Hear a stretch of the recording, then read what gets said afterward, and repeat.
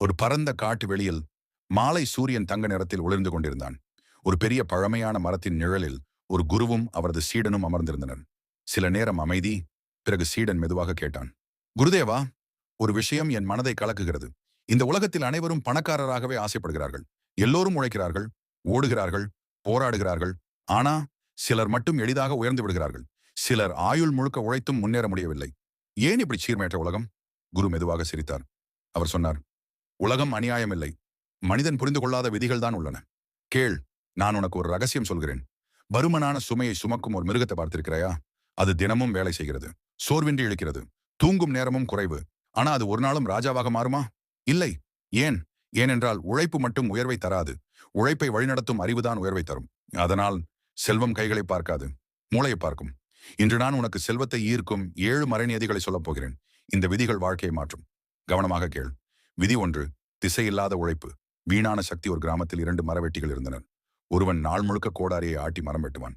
மற்றவன் அடிக்கடி உட்கார்ந்து கோடாரியை கூர்மையாக்குவான். முதல் மனிதன் சிரித்தான். நீ வேலை செய்யவே இல்லை, எப்படி சம்பாதிப்பாய்? மாலை கூர்மையாக்கியவன் இரட்டிப்பு மரம் வெட்டியிருந்தான். ஏன்? அவன் வேலை செய்யவில்லை, அவன் புத்திசாலித்தனமாக வேலை செய்தான். நினைவில் கொள், சோர்வடையும் வரை உழைப்பது சாதாரணம், பலன் வரும் வரை சிந்திப்பது புத்திசாலித்தனம். விதி 2.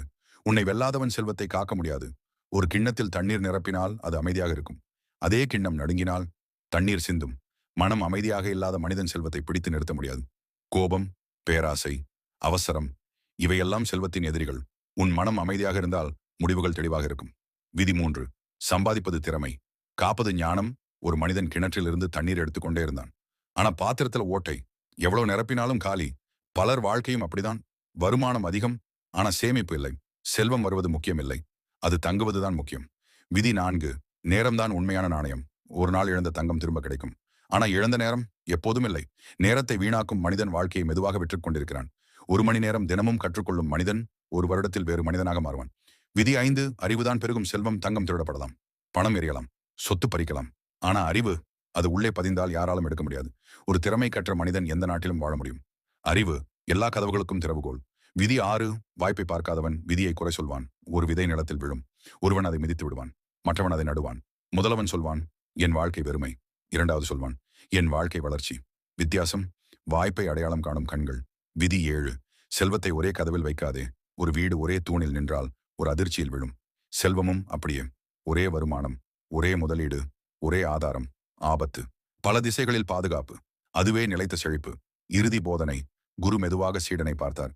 நினைவில் கொள், உழைப்பு உன் கருவி, அறிவு உன் திசை, நேரம் உன் மூலதனம், கட்டுப்பாடு உன் காவல், வாய்ப்பு உன் கதவு. இவை 5ம் சேர்ந்தால் செல்வம் உன்னை தேடி வரும். சீடன் தலை குனிந்தான். குருதேவா, இப்போது எனக்கு புரிகிறது. பணக்காரன் ஆகுவது கடினம் இல்லை, புத்திசாலி ஆகுவதுதான் கடினம். குரு சிரித்தார். புத்திசாலியானவனுக்கு பணக்காரன் ஆகாமல் இருப்பதுதான் கடினம். நண்பர்களே, வாழ்க்கை உழைப்பால் மட்டும் மாறாது, சிந்தனை மாறினால்தான் மாறும். இன்று நீங்கள் முடிவு செய்யுங்கள். சுமக்கும் மனிதனா அல்லது உருவாக்கும் மனிதனா? உங்கள் பதில் உங்கள் எதிர்காலம். இந்த வீடியோ உங்களுக்கு பிடிச்சிருந்தால் லைக் செய்யுங்கள், உங்கள் கருத்தை பதிவு செய்யுங்கள். மீண்டும் சந்திப்போம்.